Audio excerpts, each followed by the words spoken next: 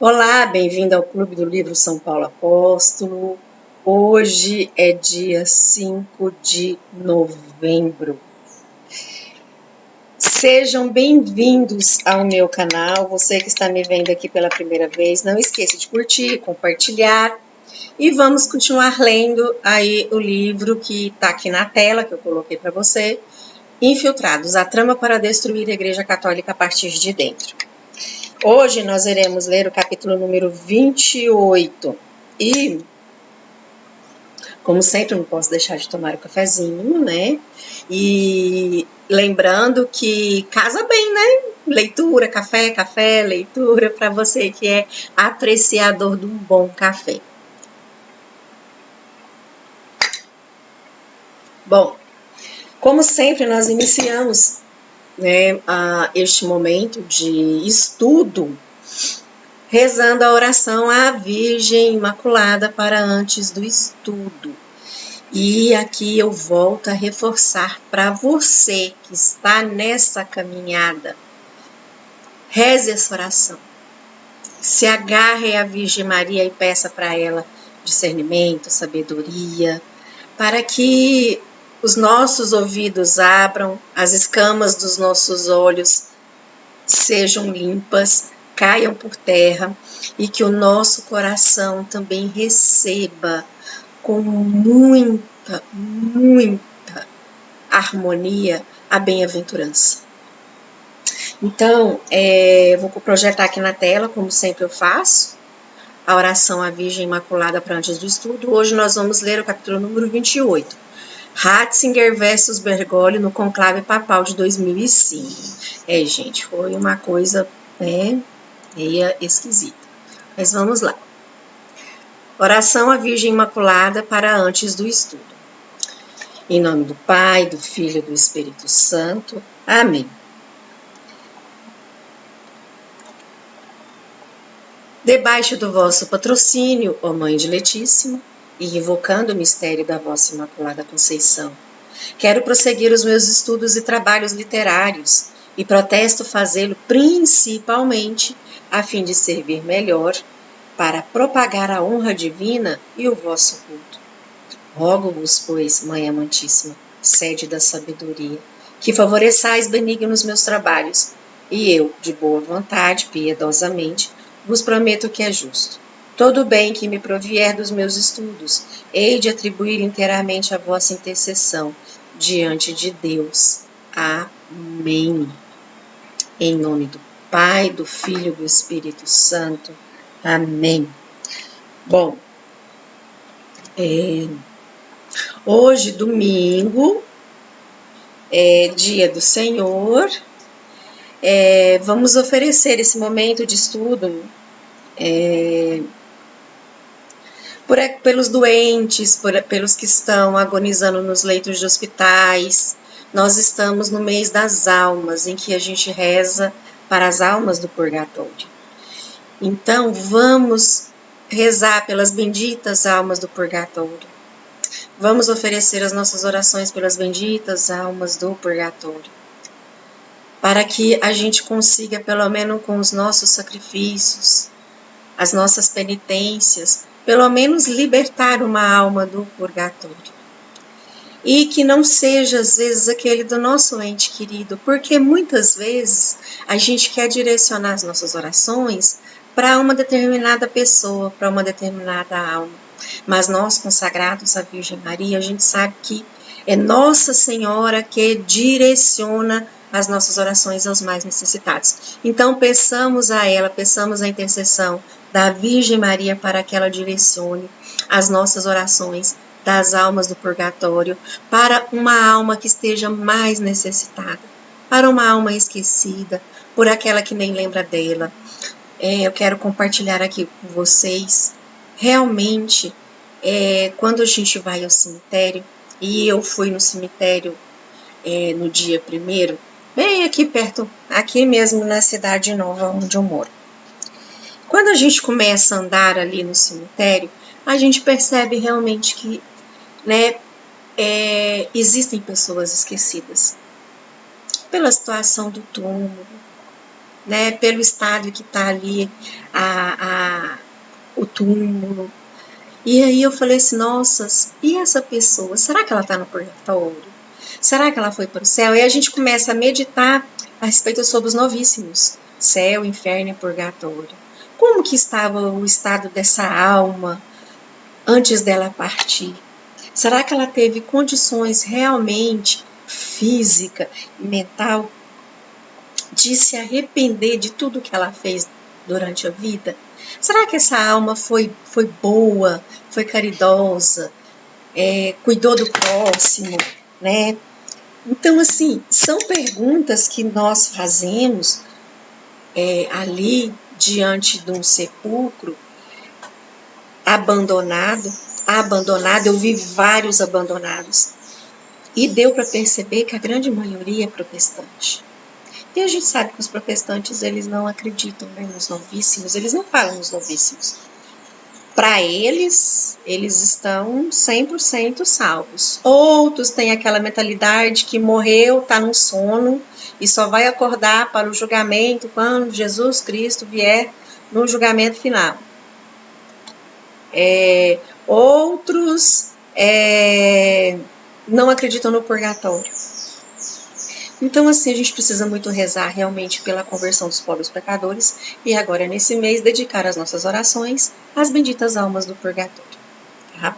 Então, vamos iniciar a nossa leitura. Vou projetar aqui na tela, como sempre, né, o capítulo número 28, que nós vamos ler.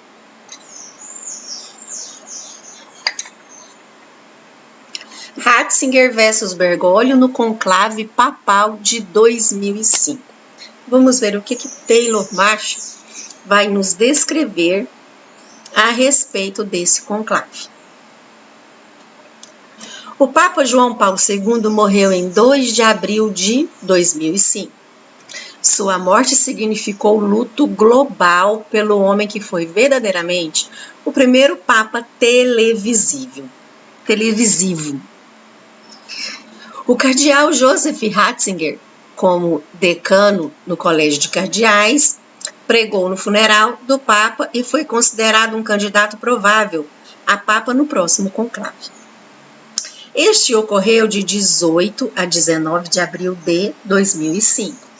João Paulo II havia flexibilizado as regras para o conclave, de forma que os cardeais eleitores pudessem se movimentar livremente, jantar e dormir nas salas individuais, com ar-condicionado, da Casa Santa Maria, o hotel de 5 andares, construído em 1996 para o clero visitante. Havia à época 183 cardeais, mas apenas 117 cardeais eleitores com menos de 80 anos, Dois estavam ausentes por causa de problemas de saúde. O cardeal Jaime Sim das Filipinas e o cardeal Adolfo Antônio Soares Rivera do México, diminuindo o número de eleitores para 115. Desses, apenas 2 eleitores, cardeal Ratzinger e cardeal Baum, não haviam sido nomeados cardeais por João Paulo II. Devido à mudança de regra feita por João Paulo VI de que apenas cardeais abaixo de 80 anos podiam votar. Com 115 cardeais eleitores, a maioria de 2/3 requerida seriam 77 votos. Uma votação foi contada na tarde do primeiro dia do conclave, então 3 outras votações no dia seguinte. Um cardeal anônimo cedeu seu diário a um jornalista italiano em setembro de 2005. Se for confiável, registraram-se os seguintes votos para a primeira votação. Joseph Ratzinger, 47 votos, Jorge Bergoglio, 10, Carlo Maria Martini, 9, Camilo Ruini, 6, Ângelo Sodano, 4, Oscar Baradiaga, 3, Diogni Tetamanzi, 2, Giacomo Biffi, 1 voto, e outros 33 votos, não discriminados aqui. Os nomes, né? Perceba-se que Jorge Bergoglio em segundo lugar. Esses 10 votos são indubitavelmente dos membros da máfia de St. Gallen. A segunda votação, na manhã seguinte, registrou 65 votos para Ratzinger, 35 votos para Bergoglio, Sodano 4, Tetamanzi 2 votos, Biffi 1 voto e os outros 8 votos. 24 novos votos apareceram para Bergoglio nessa segunda votação. Perceba-se bem que todos os votos para o cardeal Martini, 9 votos, cardeal Ruini 6 votos e cardeal Maradiaga 3 votos, totalizando 18 votos, foram retirados e dados ao cardeal Bergoglio. Isso mostra que nessa altura esses 3 homens instruíram seus seguidores a se alinharem a Bergoglio. A terceira votação também durante a manhã registrou os seguintes votos. Ratzinger, 72 votos, Bergoglio 18, Dario Castrillon Oios, 1 voto e outros 2 votos. Bergoglio conseguiu ganhar outros 5 votos, mas a grande maioria se alinhou a Ratzinger para bloquear aquele. Após essa terceira votação, tornou-se claro que Ratzinger necessitaria somente de mais 5 votos. Ou um candidato do meio termo deveria se apresentar para resolver o impasse. Havia apenas 3 votos ainda em disputa entre Bergoglio e Ratzinger. A respeito do conclave, o cardeal Ratzinger contou que, à medida que os votos se transferiam para ele, eu orei a Deus, por favor, não faça isso comigo. Evidentemente, dessa vez, ele não me ouviu. Naquela tarde, a quarta e última votação registrou os seguintes votos. Ratzinger, 84, Bergoglio, 26, Biffi, 1 voto, Bernalau, 1 voto, Christopher Schorborn, 1 voto e outros 2 votos. Surpreendentemente, pelo menos 14 cardeais retiraram seus votos de Bergoglio nessa quarta votação, quando ficou claro que Ratzinger tinha o apoio majoritário. Ele venceu facilmente com 84 votos, 7 a mais do que ele precisava para obter a maioria dos 2 terços. A máfia de St. Gallen falhou em seu objetivo de eleger o cardeal Bergoglio. Próximo capítulo, nós iremos ler o capítulo número 29, Infiltração e a trama contra Bento XVI. Bom, percebe-se aqui, né, que essa questão de Papa, né, tem meio que um jogo ali dentro, né? Eu creio que eles devem fazer realmente... Aliás, tem um filme, que ele é um filme bem antigo, mas é um filme que a gente consegue entender bem o que se passa dentro de um conclave. O filme se chama O Conclave.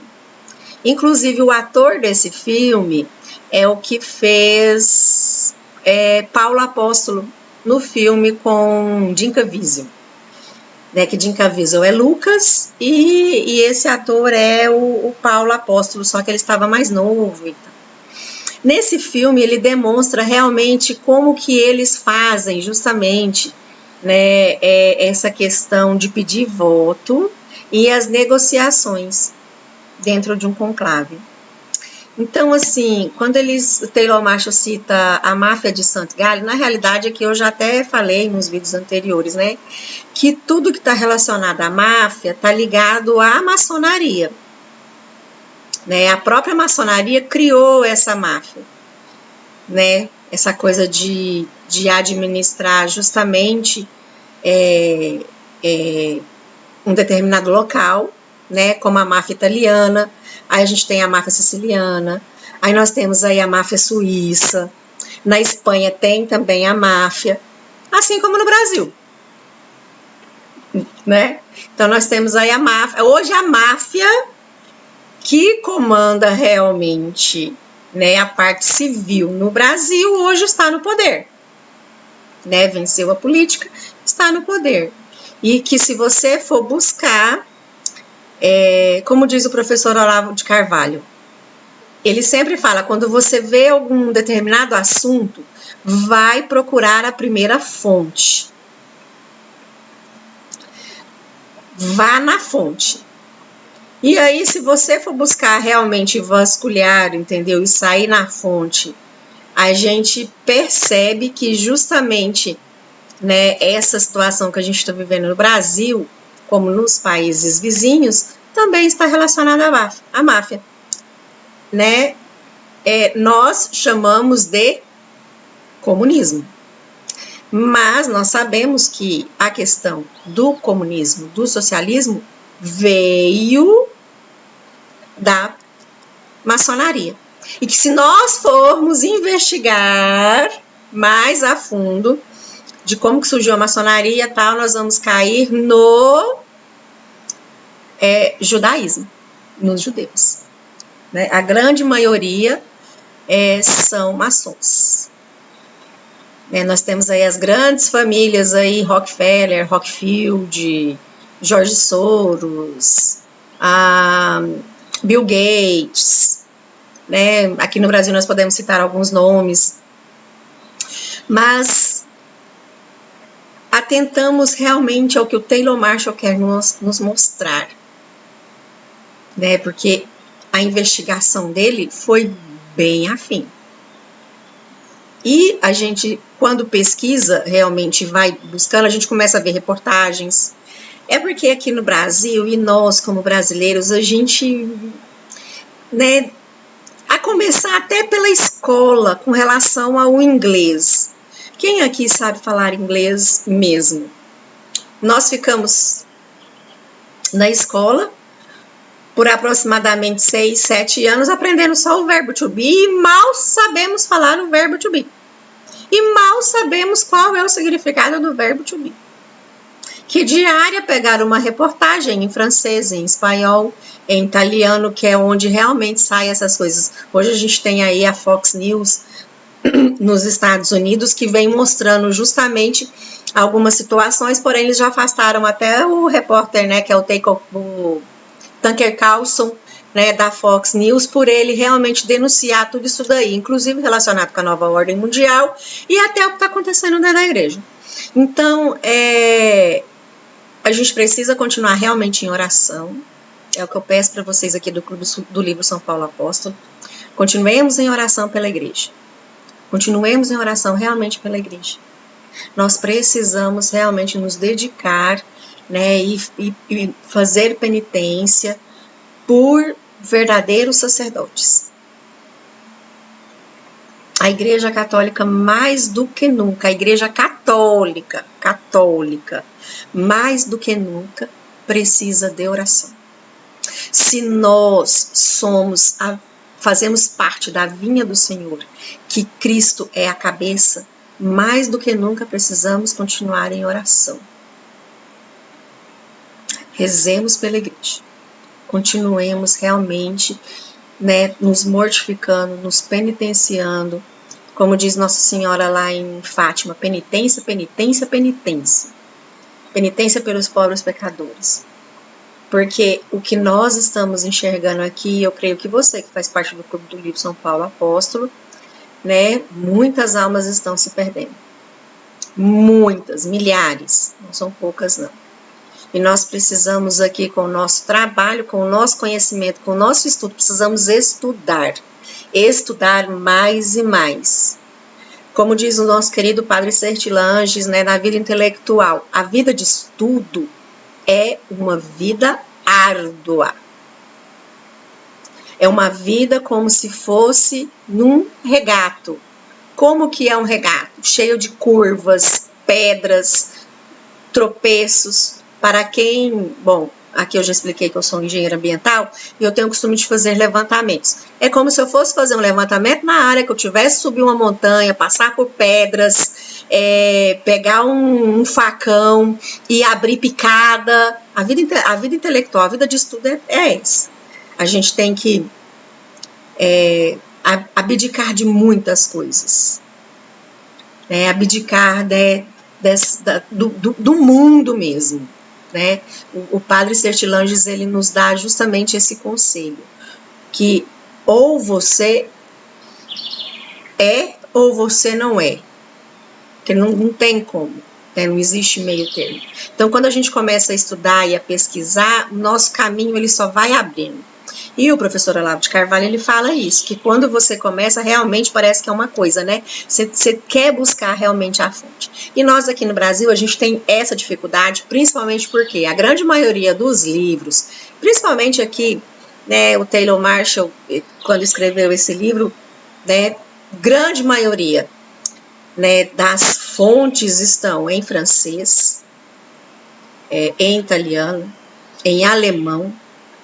Então, muito do que está acontecendo já foi denunciado por outros padres, mas os escritos a gente não tem acesso, né? Então, assim, são poucos que você consegue realmente encontrar na língua portuguesa. E pasme, né? Eu já falei aqui no Clube do Livro que você não vai encontrar isso numa livraria normal, né?